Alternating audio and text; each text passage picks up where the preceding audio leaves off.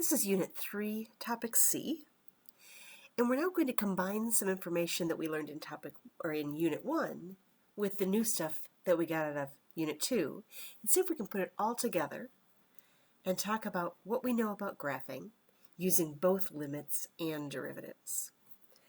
So just to remind ourselves of some of the things that we do know from limits, do me a favor and add a hole in the graph here at 4, 1.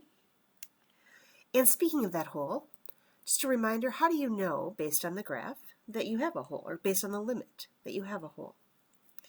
Well, first of all, the function value is undefined.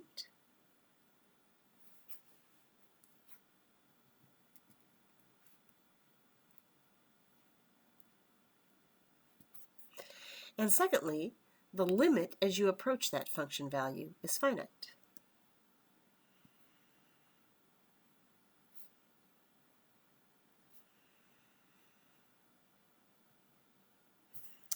And actually, I probably should have said f of c here, not just f of x in general.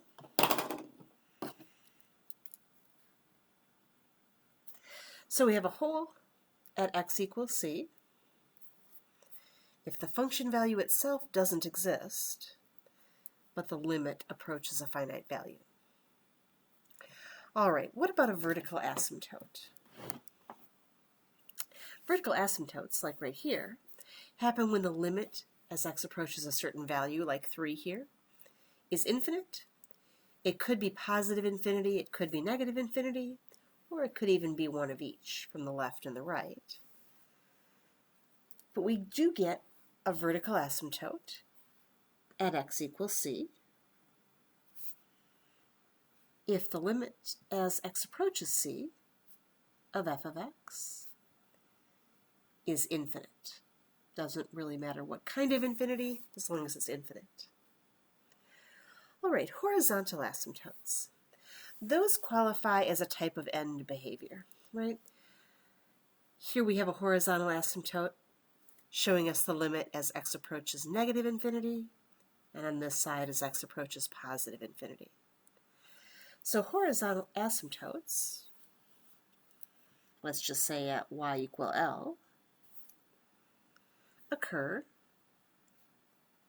if the limit as x approaches infinity of f of x equals L, or it's on the left side, if the limit as x approaches infinity of f of x is L. Oops, that should have been a negative infinity, right? So this is going to give us an asymptote on the right, and if we're approaching negative infinity, we're going to get an asymptote on the left. Those are all things that we saw before. And we do have one new asymptote feature that we're going to talk about here. You may have seen it in a previous math class, but we haven't talked about it yet this semester. And that's the oblique asymptote, sometimes called the slant asymptote. This actually occurs in situations where the end behavior goes to plus or minus infinity.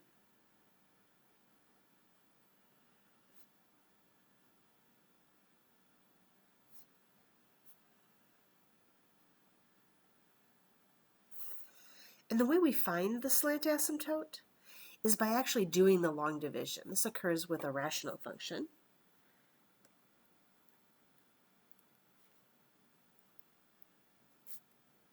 And so if we take the numerator divided by the denominator, we're able to actually come up with an equation for that oblique asymptote. So we'll see an example of that as we do the examples in this section. So we'll combine these things from our earlier unit with some of the newer stuff that we've been talking about with maximums, minimums, inflection points, and all of that. And in these next few examples, we're going to try and put it all together to predict what graphs look like. All right, so here's our first example. In each problem, we're going to try to identify any asymptotes or holes. Remember, this is all going to be limit stuff. Relative extrema, that's going to be our first derivative test. And inflection points, and that's going to be our second derivative test. We'll put all of that information together and try and sketch the graph.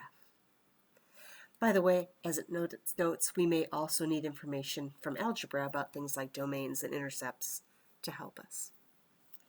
All right, so let's take a look at this first example. As far as limits, I'm going to notice that the denominator is never 0, so I don't have any vertical asymptotes here.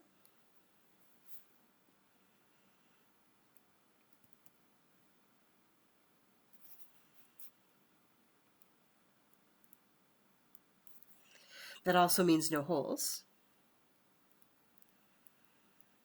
And again, both of those pieces of information come from the fact that the denominator is never 0, because that's how we get the undefined function, right, where we would have vertical asymptotes or holes.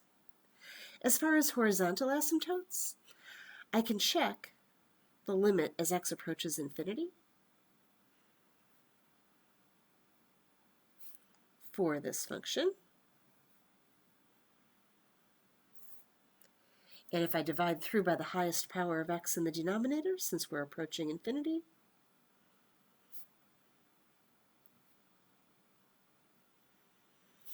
I would get 5 over x divided by 1 plus 1 over x squared. That's going to be 0 over 1 plus 0,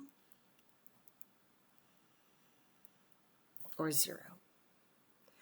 I'm going to point out that really it didn't matter whether x was approaching infinity or negative infinity. Those would have both been 0 anyway. So this is actually valid on both the left and the right. And I'm going to conclude that I have a horizontal asymptote at y equals 0 on both sides. So that's the first piece of information that's going to be important for me to include on my graph. All right, next, let's do our first derivative test.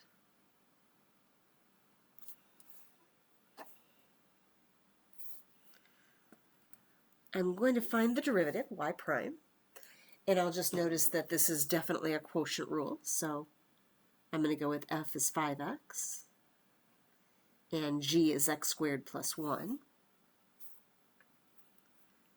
meaning f prime is 5, and g prime is 2x. And then our quotient rule, gf prime minus fg prime over g squared. All right, so I have gf prime, 5 times x squared plus 1,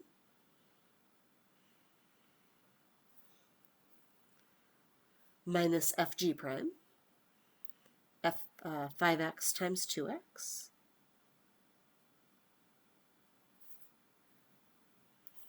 over g squared, which would be x squared plus 1 squared. And that's going to give me 5x squared plus 5 minus 10x squared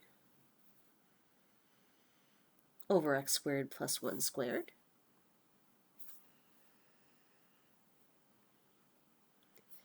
Or 5 minus 5x squared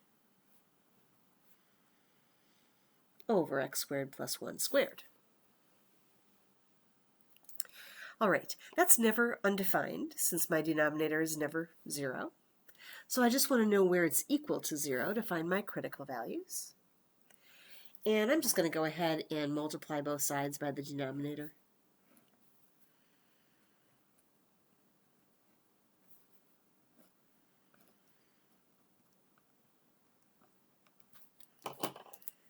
Cancels out on this side, so I just get 5 minus 5x squared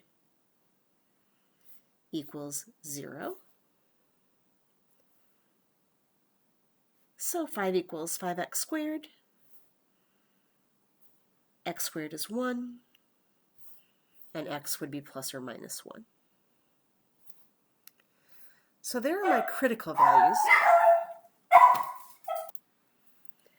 All right, so we're ready to test these critical values. Negative 1 and 1.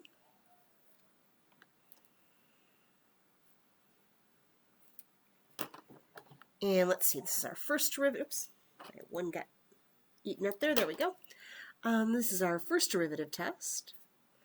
So I'm going to go ahead and take the most simplified form of my first derivative, which would be right here. And I'm going to put that in the calculator so that I can quickly do my test. We'd have, actually, you know what, let's go ahead, since these are all going to be fractional functions this time. If I do the alpha y equals, I can make a fraction a little bit easier to see. 5 minus 5x squared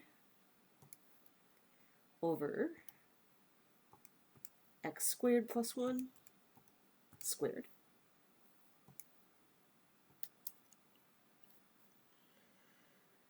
All right, so let's see here. If I go to my table and I pick a value in this interval, like maybe -2, I have a negative derivative there. And if I try 0, looks like I'm getting a positive derivative. And if I try 2, looks like a negative derivative again.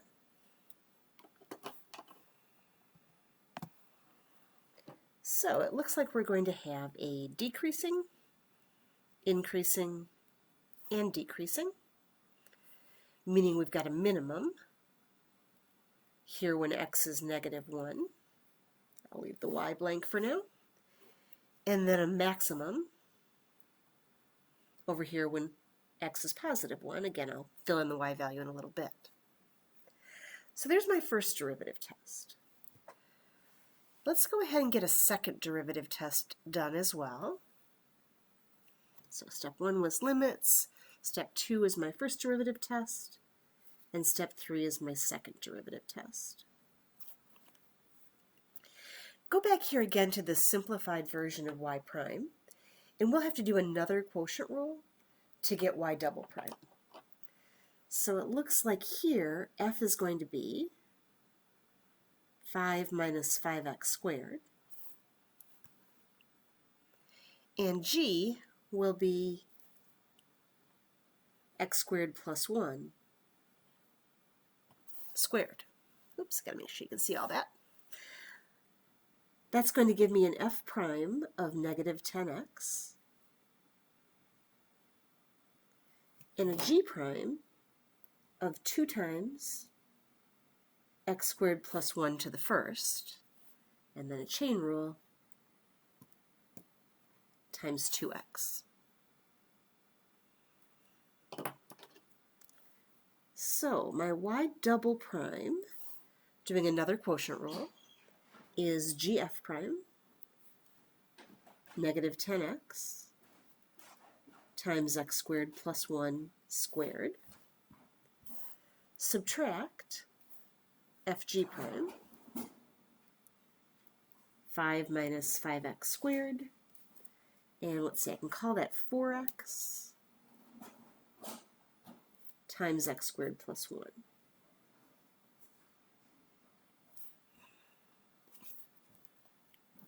All of that goes over g squared, and g squared would be x squared plus 1 squared squared, or in other words, x squared plus 1 to the 4th power.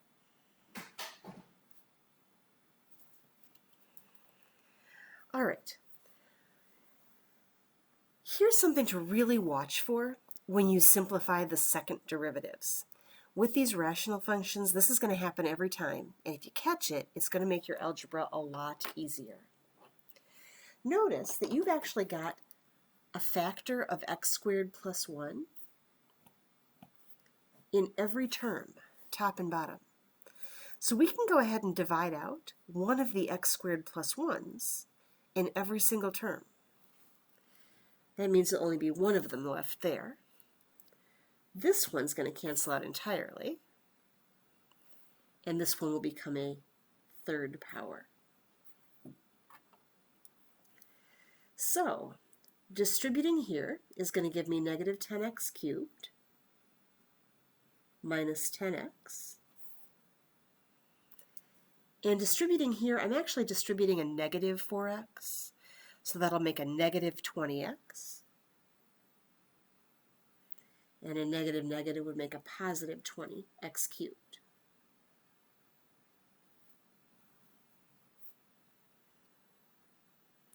So watch for that every time you do these second derivatives with these algebraic fractions. It typically happens. And what I end up with is a 10x cubed minus 30x over x squared plus 1 to the third power. So there's my second derivative. Once again, I don't have to worry about that being undefined since the denominator is never 0. So I'll find my critical values by asking where that's equal to 0. We'll clear fractions by multiplying both sides by the denominator.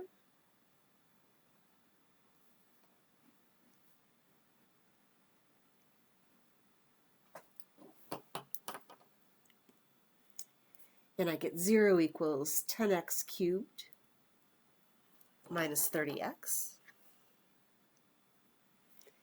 If I factor out a 10x, that gives me x squared minus 3. So it looks like I'm going to get x equals 0 and x equals plus or minus the square root of 3.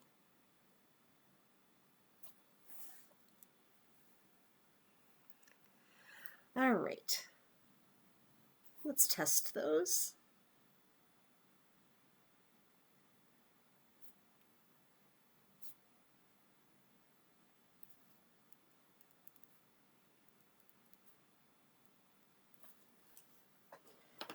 I need to plug these into the simplified version of my f double prime, which would be this right here.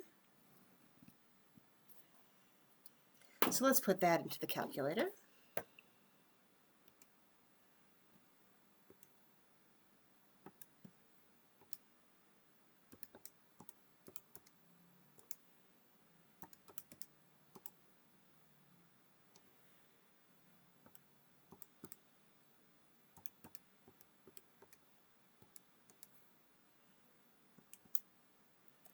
And let's see, that's about negative 1.7-ish. So if I just go ahead and take maybe negative 3, that would be sufficient. And that gives me a negative value. If I try negative 1, I get a positive second derivative. How about positive 1? Second derivative is negative. And maybe positive 3. Second derivative is positive.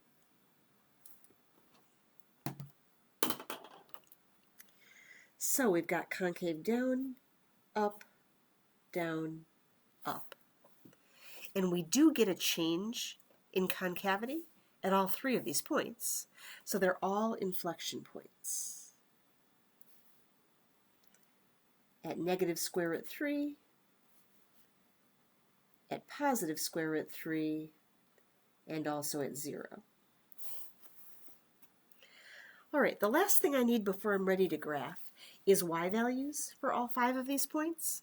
So I'm going to go ahead now and go back and put the original function into my calculator so I can generate all these y values that I need.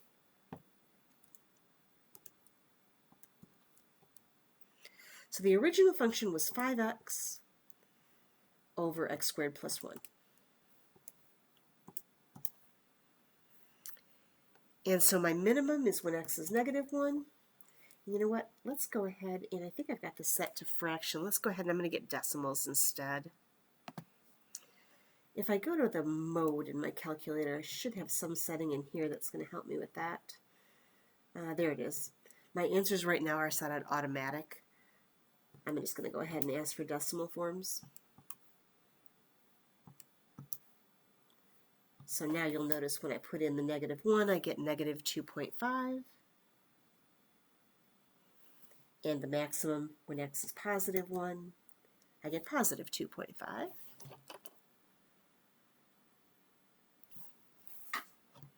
For the inflection points, negative square root 3 Gives me about negative 2.2 is close enough. I can't graph more accurately than that anyway. And a positive square root 3 gives me a positive 2.2.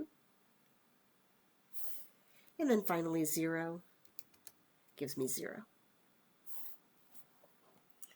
All right, so that's everything I hopefully will need to draw myself a decent graph. And I'm just going to use a blank sheet of paper to do this because I've used up all my space here.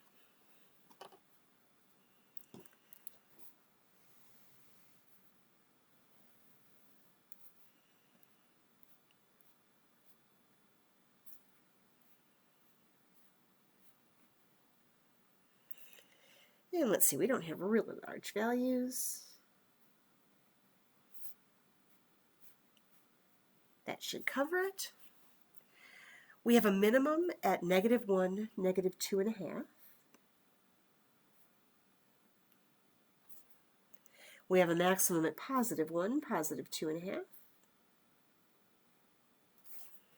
And then our inflection points are negative square root 3, which is about -1.7, -2.2, so just slightly above that minimum, and +1.7, +2.2, so again just slightly below that maximum.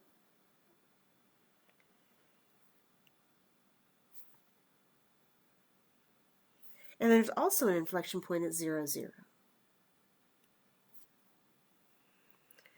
All right. We start decreasing and concave down on the left side. So I'm going to go ahead and do that, decreasing and concave down. Oh, and one other thing I almost forgot to put in there, that horizontal asymptote, right, was at y equals 0 on both sides. So let's put that one in as well. That's really important.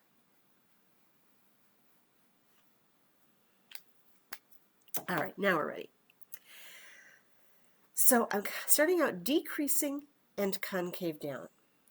I know I need to start out near my horizontal asymptote, so I'm just going to head for this inflection point, decreasing and concave down. At the inflection point, I'll change to concave up. And this is a minimum, so I got to start coming back up. And I'm going to stay concave up until I get to the inflection point at 0.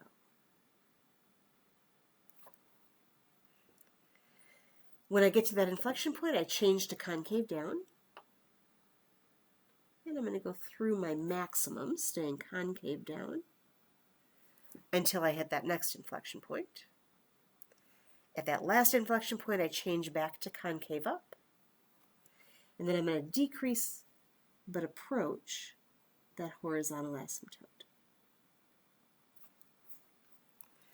So that's what I think my graph is going to look like. Let's try it out. It's already in there. As far as a window, I'll use the same one I have here. I'm just going to go ahead and use -5 to 5 on the x-axis and -4 to 4 on the y.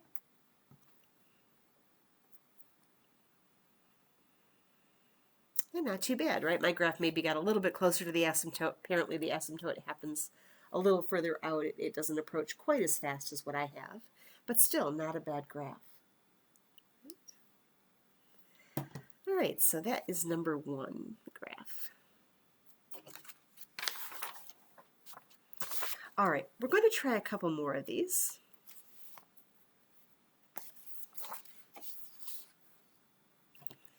And I'm going to let you know that because these second derivatives in particular tend to be rather much of a pain in the neck, I won't always have you do the second derivative tests, particularly in cases where there aren't any inflection points. Sorry, struggling for the word there.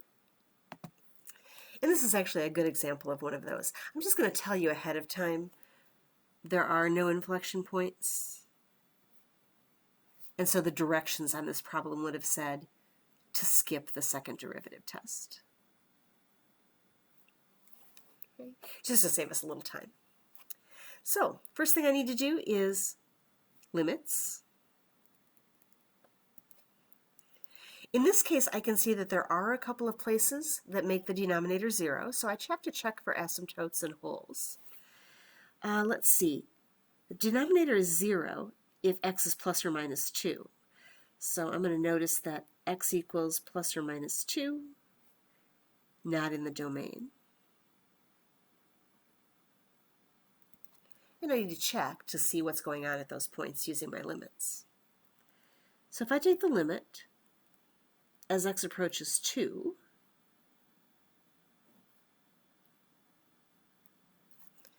plugging 2 in here would give me 4 plus 1 or 5 on top and 0 in the denominator. So I can tell already that that's going to be an infinite limit.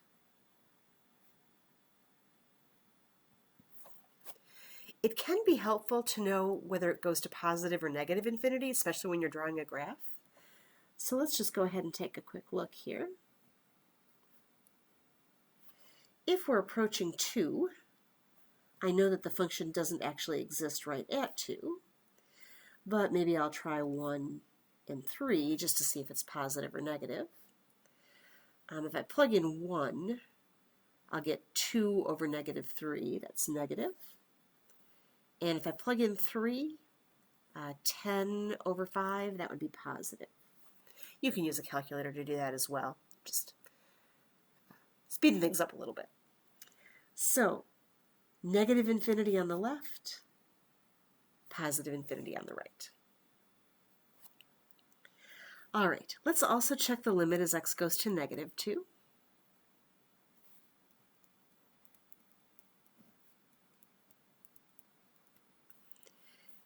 And I don't think it's going to be too different here. At negative 2, we'd have 4 plus 1 is 5 on top, and 4 minus 4 is 0 on the bottom.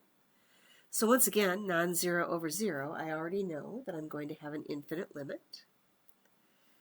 And we'll check once again just to see what's happening on the left and right.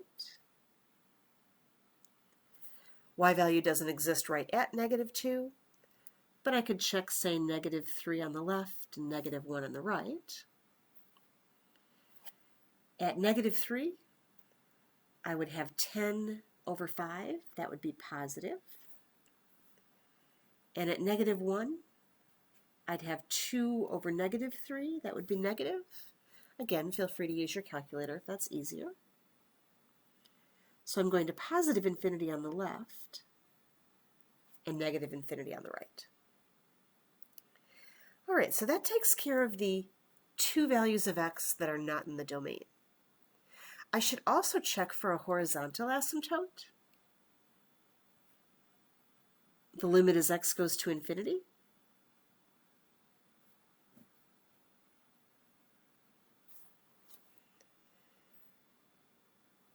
And let's see, if I just divide by x squared over x squared, I'm going to get the limit as x goes to infinity of 1 plus 1 over x squared divided by 1 minus 4 over x squared.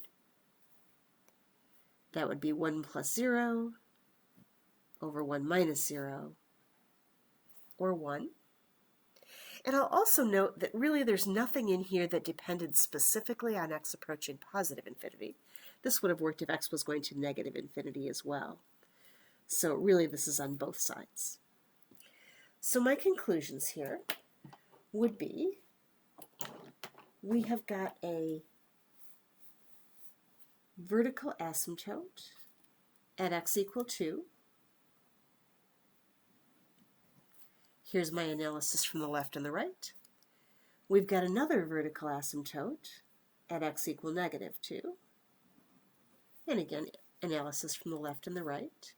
And then down here we've got a horizontal asymptote at y equal 1 on both sides.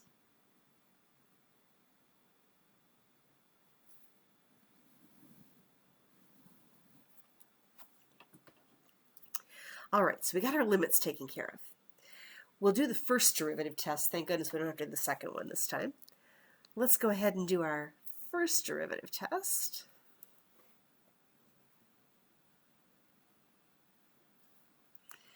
Let's see here. y again was x squared plus 1 over x squared minus 4. So I'll definitely need a quotient rule. F is x squared plus 1, and g is x squared minus 4. So f prime is 2x, and so is g prime.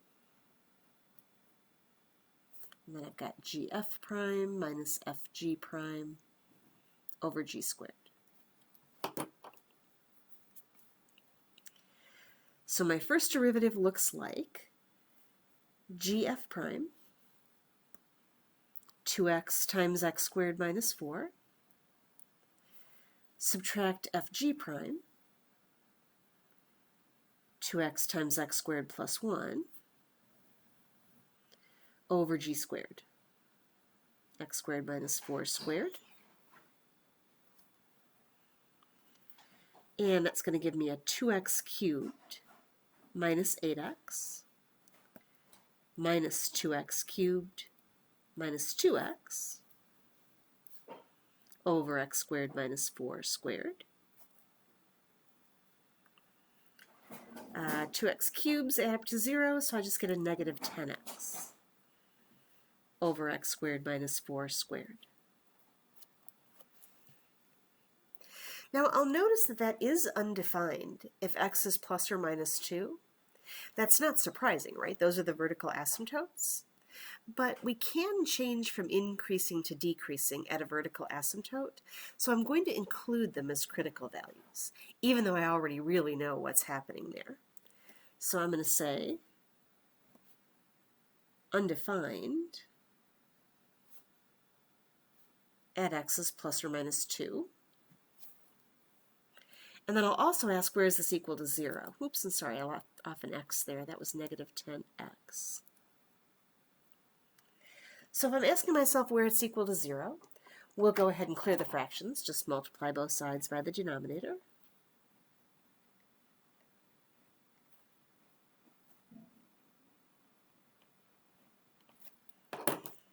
And so on the left, I have 0. And on the right, I've got negative 10x.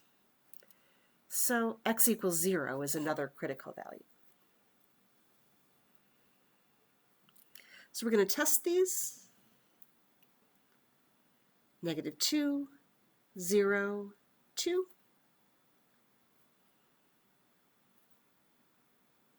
And just as a reminder to myself, the negative 2 and the 2 are actually vertical asymptotes.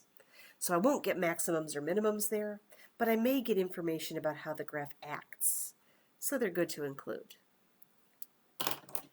All right, I want to test my values of f prime. And this would be the most simplified form of f prime that I had, right there. So that's what I'm going to put in my calculator. There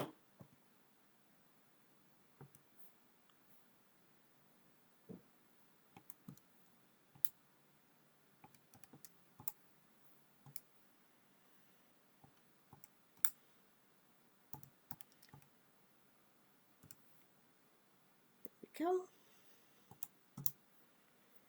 And as far as test values, maybe I'll try negative 3, which gives me a positive derivative. Negative 1 also gives me a positive. Positive 1 makes that derivative negative. And positive 3,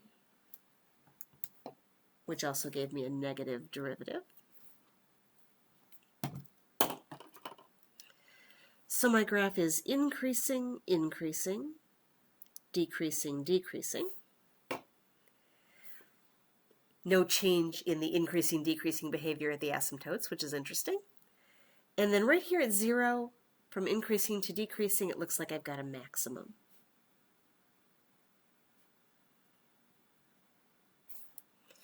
If you put 0 back into the original function, just look up at the top here.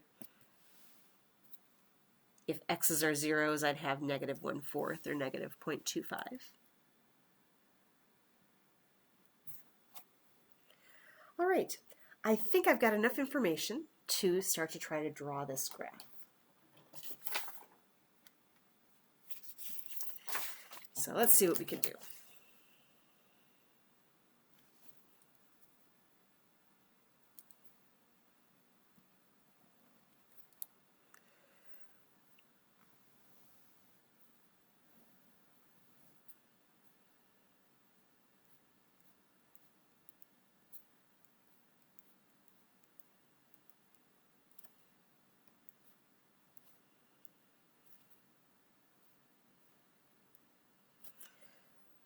I've got a horizontal asymptote at y equal 1, both sides.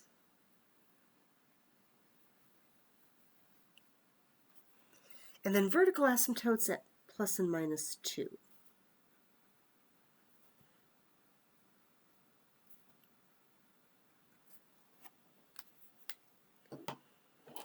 We have a maximum at 0, negative 0.25, so about here.